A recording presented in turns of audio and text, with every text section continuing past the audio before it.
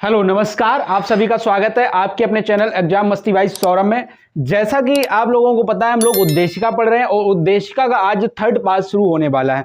और पहले पार्ट में हम लोगों ने पढ़ा था एकता और अखंडता को सुनिश्चित करने वाली बंधुता के लिए, यहां पर खत्म हुआ था। उसके आगे ये देखिए, दृढ़ संकल्प होकर, ठीक है, बंधुता के लिए दृढ़ संकल्प होकर अपनी इस संविधान सभा में, क्या बोला गया था, संविधान सभा में आज तारीख 26 नवंबर 1949 मित मार्ग शीर्ष शुक्ल सप्तमी संवत 2006 विक्रमी को एतैत द्वारा इस संविधान को अंगीकृत, अधिनियमित और आत्मर्पित करते हैं। ये अंतिम चीज है, ठीक है। क्या है, इस प्रस्तावना के अंदर आप लोग जो देख रहे थे, यहां पर आपकी प्रस्तावना समाप्त होती है। अब इसी के आगे हम लोग अब देखने वाले हैं। देखिए, अब आपको याद क्या करना है, संविधान सभा को दृढ़ संकल्प होकर अपनी इस संविधान सभा में आज तारीख 26 नवंबर 1949, एक बिंदु आपको ये याद हो जाए। इसके बाद आपको याद रखना है मित मार्ग शीर्ष शुक्ल सप्तमी संवत 2006 विक्रमी। बोलो, इतनी बात याद रहेगी, मित मार्ग शीर्ष शुक्ल सप्तमी संवत 2006, ठीक है, 26 नवंबर 1949। और अगला क्या है, मित मार्ग शीर्ष शुक्ल सप्तमी संवत 2006 विक्रमी को एतैत द्वारा इस संविधान को क्या किया जाता है, अंगीकृत, अधिनियमित और आत्मार्पित करते हैं। अब याद क्या रखेंगे आप लोग, देखिए, अंगीकृत, अधिनियमित और आत्मर्पित, इनका क्रम भी याद होना चाहिए, 1, 2 और 3, ये इस क्रम में होगा। बोलो, इतनी बात याद रहेगी। अब हम बात करते हैं, देखिए, प्रस्तावना। अब लिखना शुरू करते हैं, ठीक है। प्रस्तावना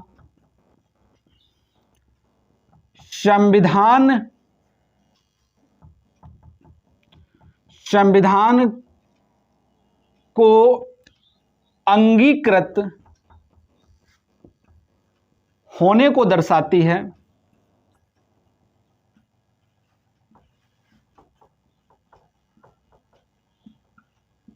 लागू होने को नहीं।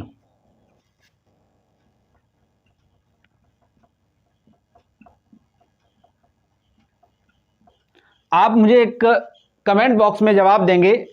पिछले जो सेशन हुए हैं उनमें हमने बताया था कि 26 नवंबर 1949 को जब संविधान अंगीकृत किया गया था तो उस समय कुछ अनुच्छेद लागू किए गए थे। वो अनुच्छेद कौन कौन से थे, आप कमेंट बॉक्स में जरूर बताएं। इसके बाद प्रस्तावना संविधान को अंगीकृत होने को दर्शाती है, लागू होने को नहीं। आगे अगर बात करें तो याद रहेगा अंगीकृत,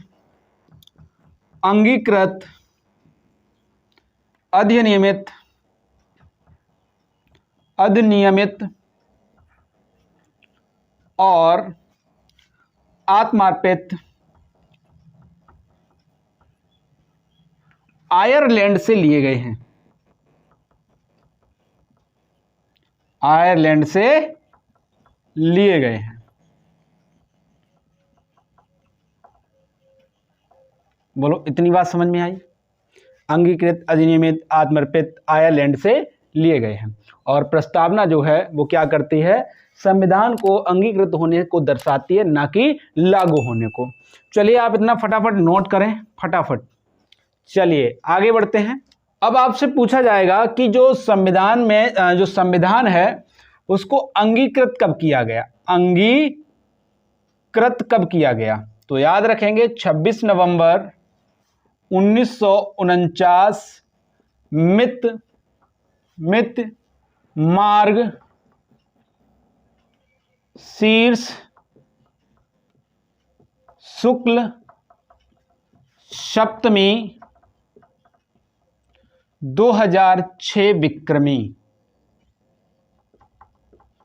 ठीक है। इस समय क्या हुआ, हमारा संविधान अंगीकृत होता है।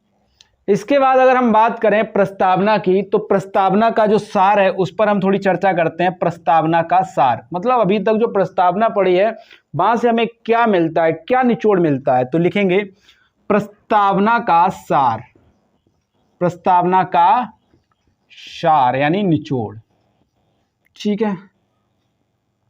नंबर 1, प्रस्तावना क्या करती है? उद्देश्यों को दर्शाती है, उद्देश्यों को दर्शाती है, संविधान के उद्देश्यों को दर्शाती है। दूसरा, देश की प्रकृति को दर्शाती है, देश की प्रकृति को दर्शाती है।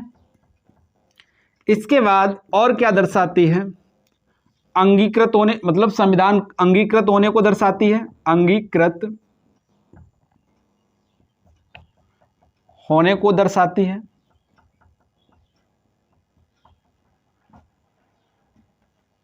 और शक्ति का स्रोत के बारे में बताती है, मतलब शक्तियों का जो स्रोत होगा वो क्या होगा उसके बारे में बताती है। और साथ साथ उद्देश्यों को दर्शाती है कि हमारे संविधान का जो उद्देश्य है वो क्या होगा। और एक बात कहा, क्या देश की जो प्रकृति है वो कैसी है, इस बात को दर्शाती है। और अंत में हम लोगों ने अभी पढ़ा, अंगीकृत होने को भी दर्शाती है। और शक्ति का क्या स्रोत होगा, सब कुछ प्रस्तावना के अंदर निचोड़ मतलब रखा गया है। समझ गए? बोलिए समझ गए? आगे देखेंगे। अब मन में विचार आएगा कि ये बताइए कि प्रस्तावना जो है संविधान का भाग है या नहीं है। तो इसको जानने के लिए अब हम लोग देखेंगे जो केस आए उनमें सुप्रीम कोर्ट ने क्या निर्णय दिया और क्या वास्तव में प्रस्तावना संविधान का भाग है या नहीं। वास्तव में जो प्रस्तावना है वो क्या है, इस बारे में अब चर्चा करने वाले हम लोग। इतना नोट कर लिया हो तो आगे बढ़ें। अब लिखेंगे क्या, एक तरह से क्वेश्चन है, क्या प्रस्तावना, मन में विचार आया भाई, क्या प्रस्तावना संविधान का भाग है? संविधान का भाग है। इसमें नंबर 1 पर देखेंगे, पहला केस देखेंगे, पेरवाड़ीवाद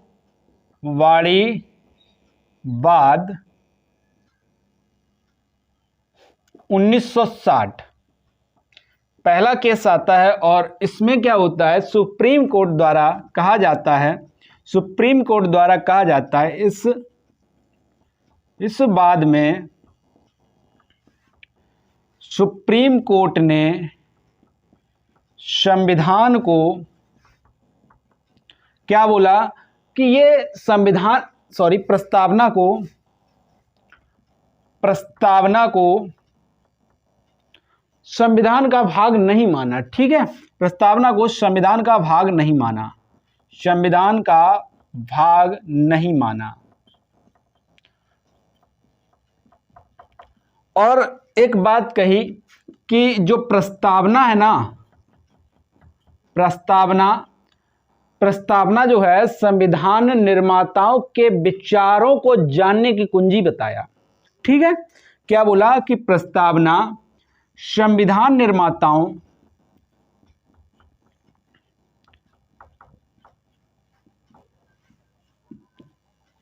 निर्माताओं के विचारों को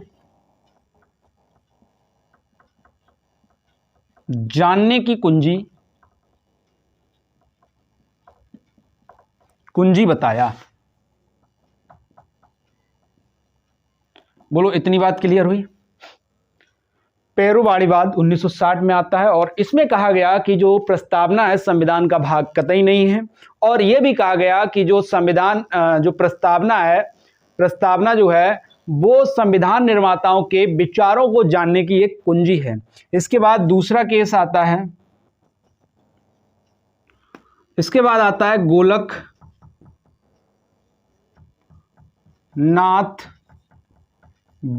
1967। इसमें भी प्रस्तावना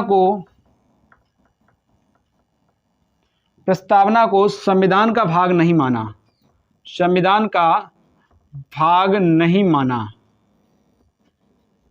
लेकिन इसमें एक बात कही गई कि जो प्रस्तावना है, प्रस्तावना संविधान की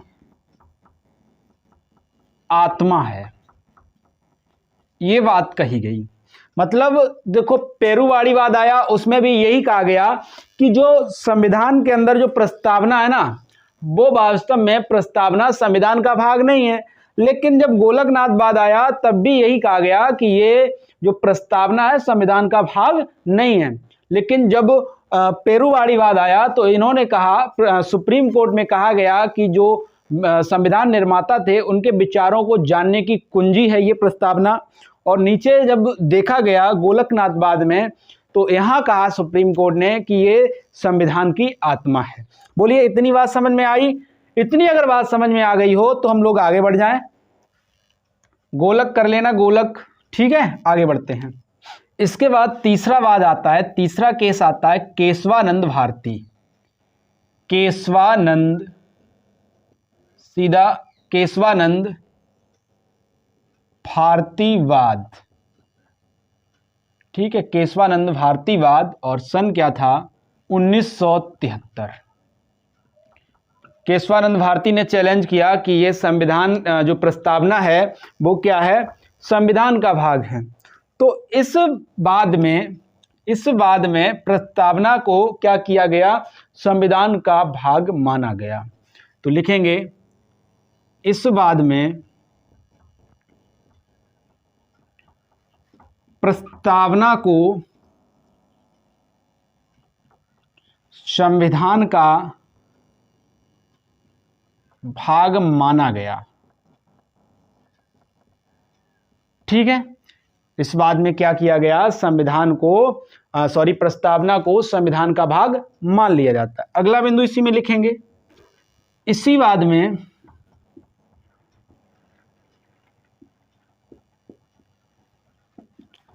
प्रस्तावना को मूल ढांचा स्वीकारा गया। मतलब ये कहा गया कि जो प्रस्तावना है वो संविधान की मूल ढांचा है और जो मूल ढांचा में शामिल हो जाता है वो संविधान से कभी भी हटाया नहीं जा सकता, उसमें सिर्फ संशोधन किया जा सकता है। और इसी केशवानंद भारतीवाद से देखिए वेरी वेरी इंपॉर्टेंट हो जाता है ये, ठीक है, यहां से क्वेश्चन बन जाता है आपकी परीक्षा में केशवानंद भारतीवाद से। ठीक है, तो आप अगला लिखेंगे, जो प्रस्तावना है, प्रस्तावना, इसी में कहा गया प्रस्तावना न्याय योग्य नहीं है, न्याय योग्य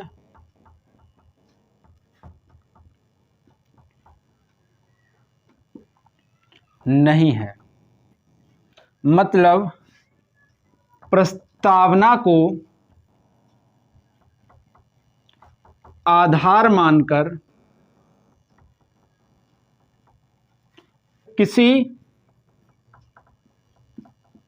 मामले पर निर्णय नहीं लिया जा सकता, नहीं लिया जा सकता। बोलो इतनी बात याद रहेगी। ये केशवानंद भारतीवाद थोड़ा बड़ा है, लेकिन यहां इससे क्वेश्चन बनता है। ठीक है, तो इतना आपको याद होगा। केशवानंद भारती में पहली बार क्या किया गया? पहली बार संविधान में प्रस्तावना को मूल ढांचा माना गया। क्या माना गया? मूल ढांचा माना गया। और इसी के साथ साथ पहली बार प्रस्तावना को, क्या बोला? प्रस्तावना को पहली बार संविधान का भी भाग माना गया। और यह भी कहा गया कि प्रस्तावना न्याय योग्य नहीं है। अगर कोई मामला आता है और आधार किसको लिया जाता है? प्रस्तावना को लिया जाता है, तो उस आधार पर, प्रस्तावना के आधार पर कोई निर्णय नहीं लिया जाएगा। ये बात कही गई। अब आगे बढ़ेंगे, ठीक है, आगे बढ़ते हैं। चौथा केस आता है एसआर बॉम्बईवाद। जब ये एसआर बॉम्बईवाद आता है तो इसकी क्या मतलब कहानी थी? इसमें क्या हुआ? इस मामले में क्या होता है उसको देखते हैं, उसको समझते हैं। इस बाद में भी संविधान प्रस्तावना को क्या किया गया? संविधान का भाग माना गया, संविधान का भाग माना गया। और एक बात याद रखेंगे, इसी केस में क्या होता है, जो पंथ निरपेक्ष है ना, पंथ निरपेक्ष को मूल ढांचा घोषित किया